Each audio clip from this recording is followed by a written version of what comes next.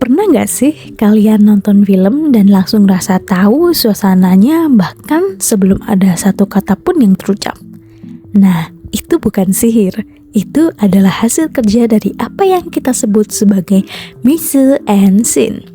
Secara harfiah, istilah ini berarti menempatkan di dalam panggung. Tapi, di dunia film, ini adalah cara sutradara bercerita tanpa suara, lewat apapun yang dimasukkan ke dalam bingkai kamera. Hari ini, kita akan membedah 8 elemen kunci yang bikin sebuah film jadi terasa hidup.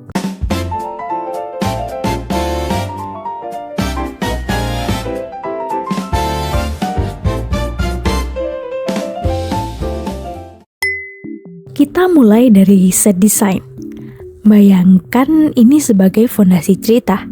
Ini bukan cuma soal lokasi syuting atau dekorasi ruangan, tapi soal detail-detail kecil atau properti yang ada di sana. Set itu memberikan kita petunjuk instan tentang waktu, tempat, sampai status sosial. Misalnya, kamar yang berantakan dengan tumpukan buku tua, atau ruang tamu minimalis yang sangat rapi. Tanpa karakter perlu bicara satu kata pun, set sudah memberitahu kita siapa mereka sebenarnya. Selanjutnya ada lighting atau pencahayaan. Di sini cahaya bukan cuma alat supaya gambar bisa kelihatan terang, tapi alat untuk mengatur mood atau suasana hati kita. Kalau cahayanya terang dan merata, biasanya kita bakal merasa aman dan ceria. Tapi coba bayangkan cahaya yang redup dengan bayang-bayang tajam yang menutupi wajah aktor. Secara otomatis kita bakal ngerasa ada misteri, ketegangan, atau kesedihan yang mendalam. Cahaya adalah penyihir emosi yang paling kuat dalam film. Elemen ketiga ada space atau ruang. Ini soal bagaimana sutradara mengatur kedalaman atau jarak di dalam satu frame. Pernah lihat aktor yang berdiri sendirian di tengah padang rumput yang luas banget? Ruang kosong itu bisa melambangkan kesepian atau kebebasan. Sebaliknya, kalau framenya terasa sempit, padat, dan sesak, penonton akan ikut merasakan kalau karakter tersebut sedang tertekan atau terperangkap dalam situasinya. Lalu ada komposisi. Ini adalah cara semua elemen visual tadi disusun secara estetik. Komposisi bertugas mengarahkan mata kita. Kalau subjek ditaruh tepat di tengah, biasanya mereka ingin menunjukkan kekuatan atau dominasi. Tapi kalau posisinya ditaruh di pinggir atau agak miring, itu bisa menciptakan kesan ketidakseimbangan atau ada sesuatu yang gak beres dalam cerita. Kita pindah ke elemen kelima, yaitu kostum.